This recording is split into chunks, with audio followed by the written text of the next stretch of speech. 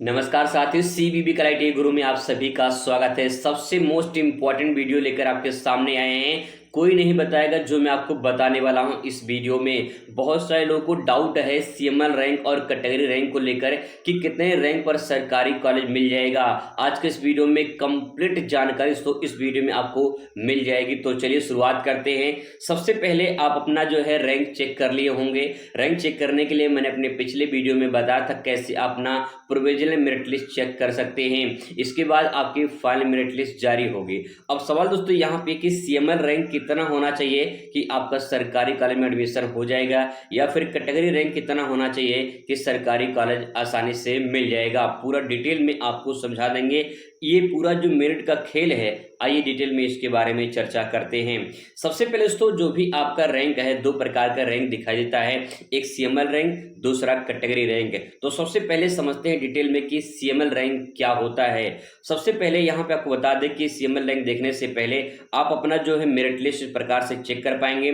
तो आपको यहाँ पे दो चीज दिखाई देगा। सबसे पहले यहाँ पे सीएमएल रैंक दिखाई देगा, नेक्स्ट दिखाई देगा यहाँ पे कैटेगरी रैंक। यही दोनों मोस्ट इंपॉर्टेंट है।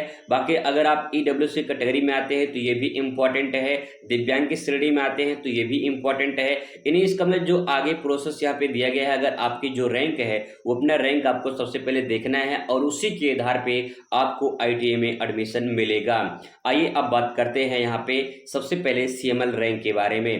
देखिए सीएमएल रैंक होता क्या है, तो अगर आपको सिंपल भाषा में समझाऊं तो आप समझ पाएंगे। सीएमएल रैंक का पूरा जो नाम होता है कॉमन मेरिट लिस्ट रैंक होता है। इसको बोलते हैं सामान्य मेरिट सूची रैंक हिंदी में। अर्थात कह सकते हैं कि जितने झारखंड में फॉर्म पड़े हैं, चाहे वो जनरल कैटेगरी में आते हो, चाहे ओबीसी यानी बीसी फर्स्ट सेकंड, या फिर एससी एसटी में आते हो, उनकी योग्यता के अनुसार टोटल कितने फॉर्म भरे गए हैं वो सीएमएल रैंक बताता है।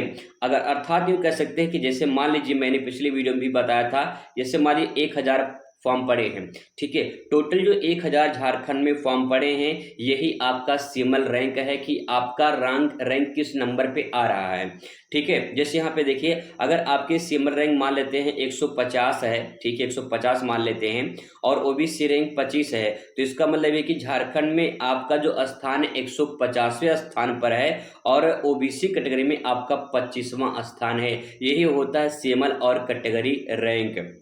ये तो बात समझ में आ चुकी होगी कि सीएमएल रैंक और कैटेगरी रैंक क्या होती है, ठीक है। आइए डिटेल में और आपको और बताते हैं। यहाँ पे दोस्तों अगर बात करते हैं कैटेगरी रैंक की, तो कैटेगरी में जो भी आपकी कैटेगरी होती है वही सबसे मोस्ट इंपॉर्टेंट होती है और इसी के आधार पे आपको सरकारी कॉलेज मिलता है। यहाँ पे जो भी आपकी कैटेगरी हो, चाहे जनरल में आते हो, ईडब्ल्यूएस में आते हो, बीसी फर्स्ट सेकेंड में आते हो, एससी एसटी में आते हो, जितना आपका परसेंटेज होता है उसी के आधार पे आपकी रैंक तैयार की जाती है। इसमें कुछ आरक्षण भी मिलते हैं, जैसे हर कैटेगरी में कुछ आरक्षण होता है, उस आरक्षण को ऐड करके फिर आपकी रैंक तैयार की जाती है। अब आप ध्यान से समझने की कोशिश करेंगे यहाँ पे कि जितनी आपकी रैंक कम होगी, ठीक है, जितनी आपकी रैंक जो है वो कम होगी, उतना ज़्यादा अच्छा ट्रेड और कॉलेज आपको मिलेगा, और जितनी रैंक आपकी ज़्यादा होगी उतना ही अच्छा ट्रेड आपको कम मिलने का चांस रहेगा। यहाँ पे नोट करके एक बात नोट कर लीजिए, यहाँ पे मैंने इसको अच्छे से समझा दिया है। रैंक जितना ज़्यादा होगा चांस उतना कम होगा। यानी जैसे मान लीजिए किसी का 80,000 है, ठीक है, किसी का 80,000 है, किसी का 50,000 से ज़्यादा है, किसी का लाख से ज़्यादा है, तो इनका जो रैंक ज़्यादा है उनका चांस कम होगा अच्छे ट्रेड और कॉलेज पाने की। एडमिशन तो हो जाएगा, कोई ना कोई ट्रेड मिल जाएगा, लेकिन अच्छे ट्रेड अच्छे कॉलेज पाने में थोड़ा सा दिक्कत हो सकती है। और जितना रैंक उनका कम होगा चांस उतना ही ज़्यादा अधिक होगा। अब सवाल ये है कि अगर ज़्यादा रैंक है और चांस जो है कम है, तो इसके लिए क्या कुछ उपाय है? बिल्कुल उपाय है। जब आप चॉइस फिलिंग करेंगे, क्योंकि इसके बाद जब रैंक जारी होगी फाइनल वाली, तब इसके बाद जो है आपको चॉइस फिलिंग करना होगा। चॉइस फिलिंग करते समय आप जितना ट्रेड जितना कॉलेज अप्लाई करेंगे उतना ही ज़्यादा बेनिफिट आपको मिलेगा। बहुत सारे ऐसे लोग हैं सिर्फ एक ही ट्रेड जो है और एक ही कॉलेज अप्लाई कर देते हैं, दिक्कत हो जाती है, बाद में उनका नाम नहीं आ पाता है।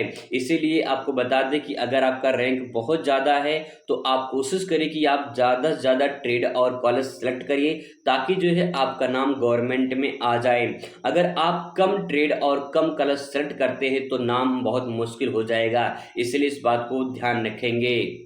आई होप दोस्तों कि आपको ये बात समझ में आ चुकी होगी। सबसे पहले आप अपनी सीएमएल रैंक चेक कर लीजिए, ठीक है, कि आपकी जो है सीएमएल रैंक जो है कितना गया है, इनके बीच में आपका कहाँ आ रहा है, ठीक है, ये चेक कर लीजिए। फिर इसके बाद जो है आप अपनी कैटेगरी रैंक चेक करिए कि आपका जो है जो आपकी कैटेगरी है उसमें किस में आपका किस श्रेणी में नाम आ रहा है। उसी प्रकार से आप अपना चेक कर सकते हैं। रैंक से आपको डिटेल में समझाने के पूरे प्रयास किया है मैंने। आई होप आपको समझ में आ चुका होगा। अगर इसके बावजूद भी कोई दिक्कत होती है तो कमेंट करिएगा, जवाब मिलेगा। मिलते हैं नेक्स्ट वीडियो में। Thanks for watching.